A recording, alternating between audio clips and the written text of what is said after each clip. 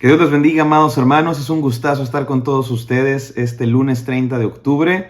Estamos en la serie Esperanza Viva. Hoy es el día 28 y se titula Noé y el bautismo. ¿Qué tiene que ver Noé, el del arca de Noé, con el bautismo que practicamos los cristianos por mandato de nuestro Señor y Salvador Jesucristo? Bueno, el apóstol Pedro nos va a dar la relación entre el arca de Noé y el bautismo.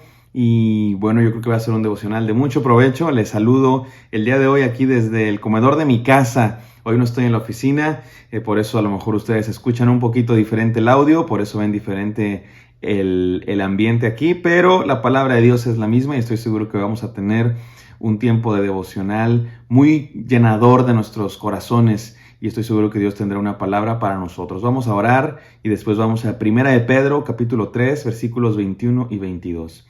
Gracias, Padre Santo, por este momento que nos permites tener de reflexión en tu palabra. Permite que llene nuestras vidas, Dios, con lo que tú quieres decirnos el día de hoy. Te amamos, te bendecimos y te agradecemos por lo que eres con nosotros, que día a día nos hablas. En el santo nombre de nuestro Señor Jesucristo oramos. Amén. Amén. Mis amados hermanos, vamos a 1 de Pedro 3, del 21 al 22.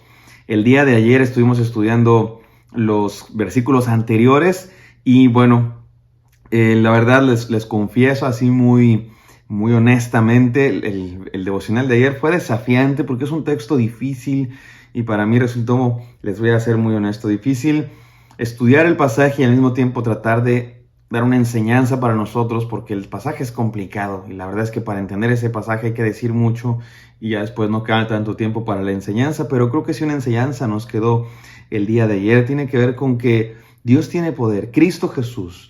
La muerte y la resurrección de nuestro Señor Jesucristo es una victoria más allá de cualquier poder espiritual, físico, humano del mundo. Él está por encima de cualquier cosa. Él venció a la muerte.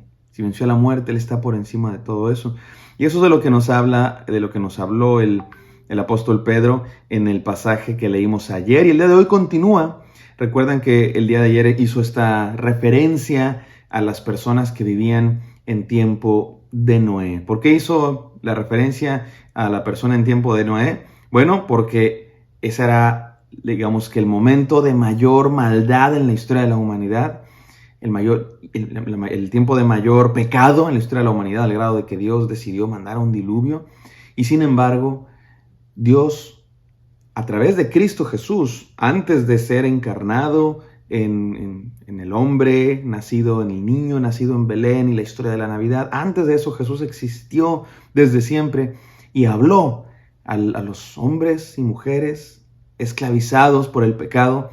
También les dio oportunidad y este es nuestro Señor Jesús que ha hablado desde siempre y hasta siempre seguirá hablando a los seres humanos. Y en la cruz del Calvario venció, triunfó sobre toda la maldad, sobre la muerte y sobre cualquier otro poder que exista en el cielo, en la tierra y debajo de ella, dice la palabra de Dios. Pero como está hablando entonces Pedro de Noé, ahora aprovecha para hacer una relación entre la historia de Noé, el arca de Noé. Saben ustedes que en esta época de gran maldad, cientos, miles de años antes de Cristo Jesús, hubo una época en la que los seres humanos pecaron en demasía.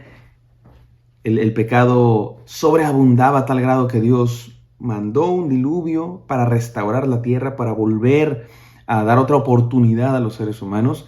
Y Dios escogió a Noé para construir un arca, una especie de barco, pero sin timón, un barco que Dios dirigía, no el ser humano, en el que se refugiaron 8 personas. Noé, sus 3 hijos y la esposa de cada uno, o sea, 8 personas. Fueron salvadas en esa arca, creación de Dios. Dios dio una oportunidad a los seres humanos. El arca es un símbolo de la gracia de Dios que salva. Ahora en medio del juicio y la destrucción del diluvio, Dios salvó a un remanente para continuar los planes que Dios tenía para el mundo. ¿Y eso qué tiene que ver con el bautismo? Vamos a leer 1 de Pedro 3, 21 al 22, dice así. El bautismo que corresponde a esto ahora nos salva.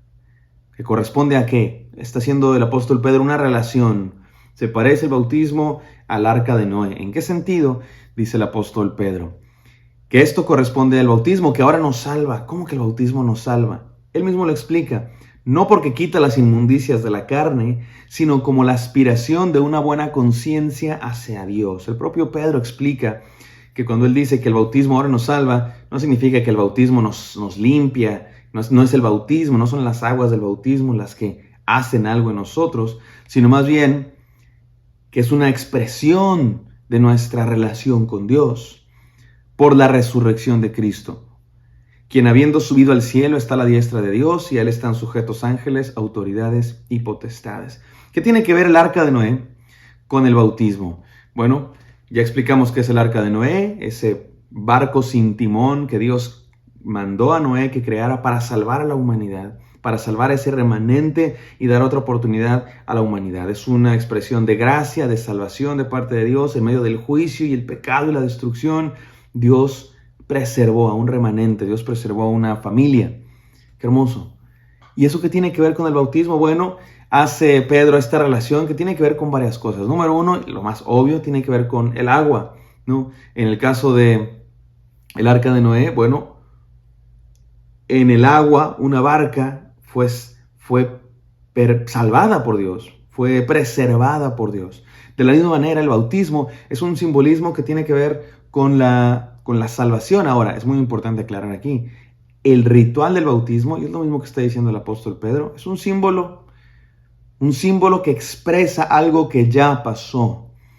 Cuando somos bautizados, somos sumergidos en las aguas, en ese momento de que somos sumergidos en las aguas, ese no es el momento de nuestra salvación. Ese no es el momento en el que Dios entra en nuestros corazones. Ese no es el momento en el que Dios nos limpia. Ya hemos sido limpiados porque creímos.